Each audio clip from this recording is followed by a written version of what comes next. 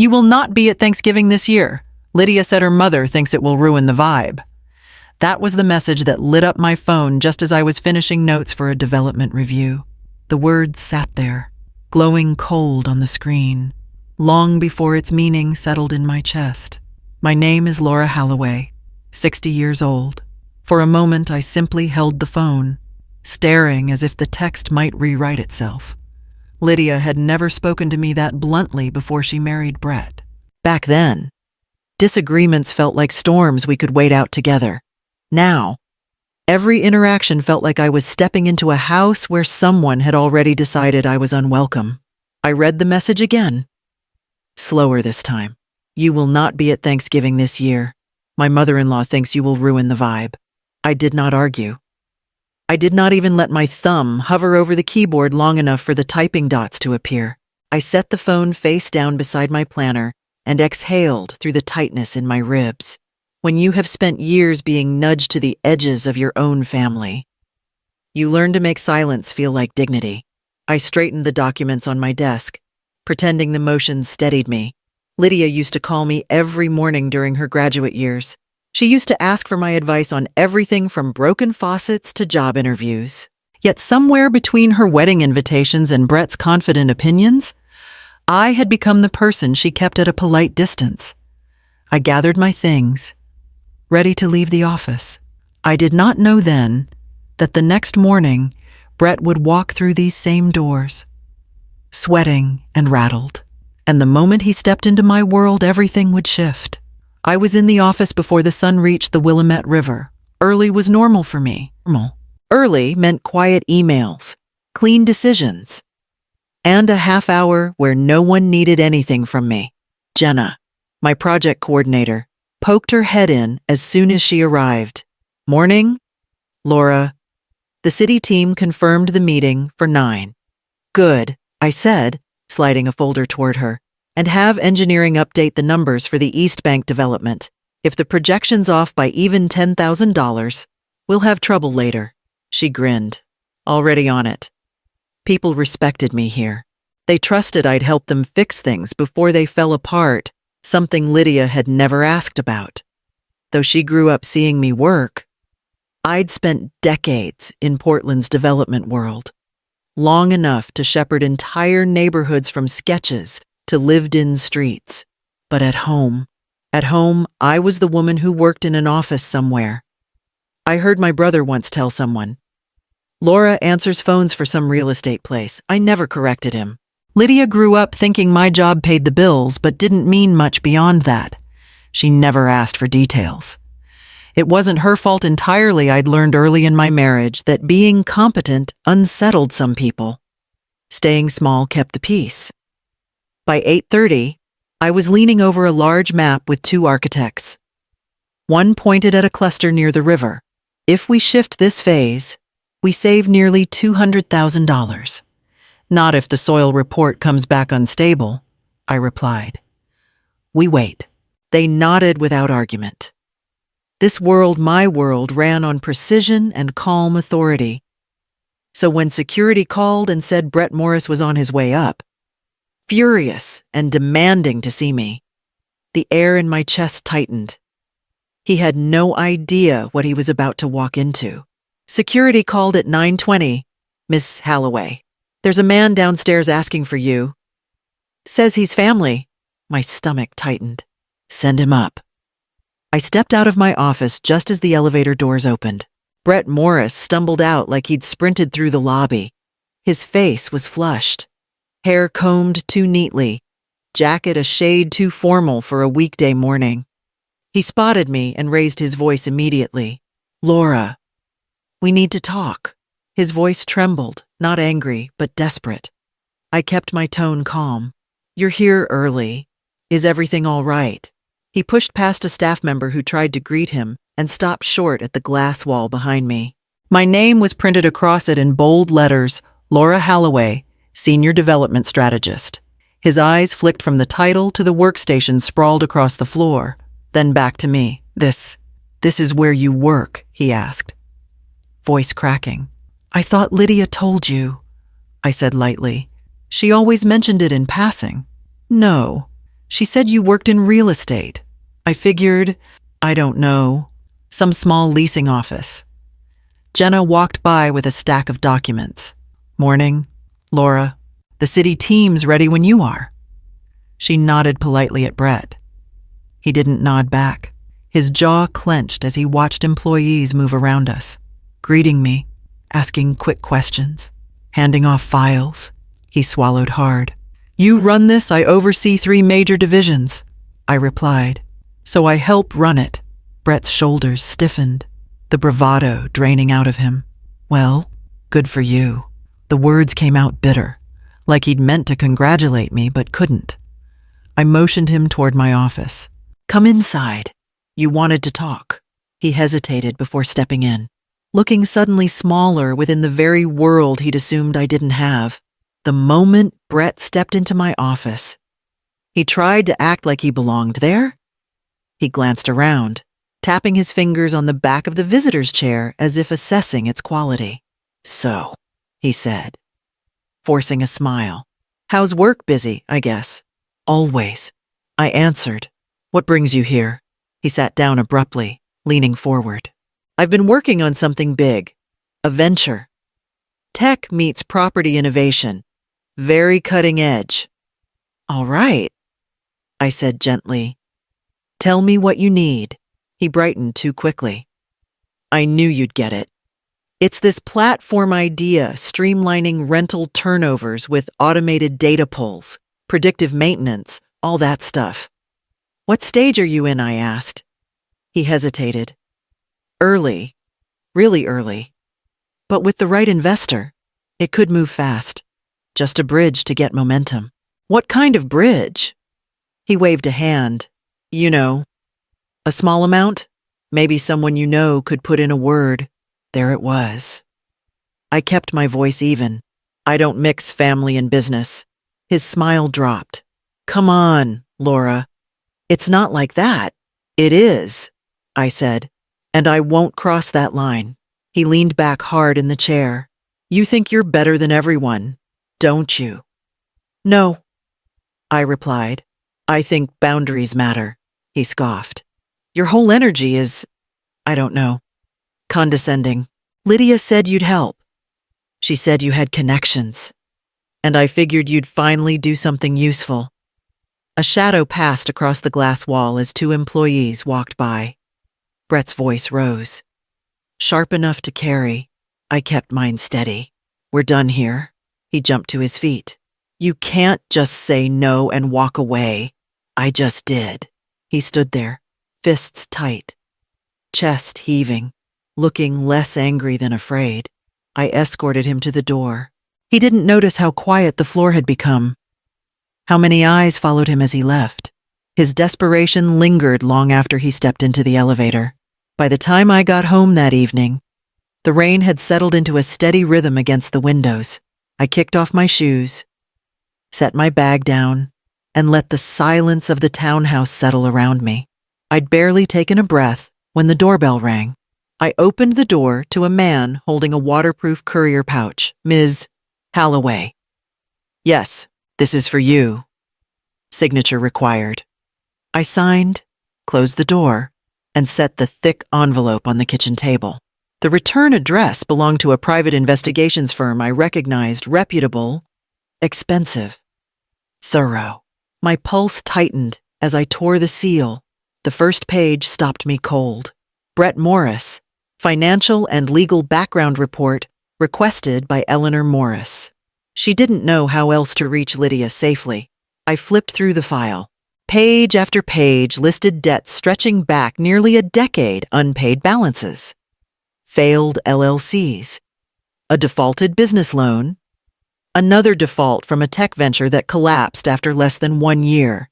And then the most alarming pages, several recent loan inquiries submitted without her knowledge, under both his name and Lydia's. I whispered out loud. He used her information. A small envelope slid out from the back of the packet. Inside was a handwritten note in careful cursive. Laura, I don't know who else to ask. Brett won't listen to me. He keeps saying he's close to a breakthrough, but he's sinking. I'm scared he'll ruin Lydia's life trying to fix his own. Please protect her. I'm begging you, Eleanor. I closed my eyes and leaned back in the chair. Brett's panic in my office made sense now. His desperation wasn't about opportunity. It was about survival, dragging my daughter down with him if he had to. I folded the papers carefully, my hands steady even as my chest felt hollow. Whatever I said next to Lydia would change everything between us, and there was no way to say it without risking becoming the villain in her eyes. I set the file on my kitchen counter and stared at it until the words blurred. Every option sending Lydia the documents. Confronting Brett alone or staying silent felt like stepping onto thin ice. If I sent the documents to Lydia, Brett would twist the narrative before she finished the first page. If I confronted Brett alone, he'd bury the truth deeper. If I said nothing, Lydia would pay for his desperation. I grabbed my coat. By the time I backed out of the driveway, the sky had turned a dull gray, the kind that made streetlights flick on early. The rain smeared across the windshield in thin, tired lines. I kept one hand on the wheel and one on the folder, resting in the passenger seat. Somewhere between downtown Portland and the Beaverton suburbs, a memory surfaced. Lydia, at 15, curled on my couch with a notebook, showing me lists of colleges she wanted to apply to. She'd looked up at me with this earnest certainty that the world would treat her fairly if she worked hard enough. Back then, she trusted easily, maybe too easily. My phone buzzed at a stoplight, a text from her. Mom, let's just not make things harder right now. Harder than being told I ruined the mood. Harder than watching her marry a man who chipped at her confidence, one comment at a time. I typed nothing and placed the phone face down. Avoiding conflict had only ever kept her in the dark and kept me at arm's length. As I turned onto their street, holiday lights blinked weakly through the rain, bright enough to show me the outline of their house. Brett's car was in the driveway. I pulled up, cut the engine, and reached for the folder. When I pressed the doorbell, something had to break, either his lies or her faith in him. Brett yanked the door open like he'd been waiting on the other side. The moment he saw me, his face tightened. This isn't a good time, he said, filling the doorway with his body. I'm not here to argue, I replied. I lifted the folder an inch, just enough for him to see the investigation firm's letterhead. Panic flickered across his eyes. Before he could speak, Lydia appeared behind him, wiping her hands on a dish towel. Mom, what are you doing here? Brett snapped. Lyd, don't. She's trying to stir something up. I'm not, I said quietly, but I need to talk to you. Both of you. Lydia's brow creased. She stepped past Brett, pushing gently but firmly against his arm. Let her in. He let out a breath through his teeth but moved aside. Inside. The dining table was already set with placemats and unlit candles. I placed the folder in the center. Where did that come from? Lydia asked. From your mother-in-law.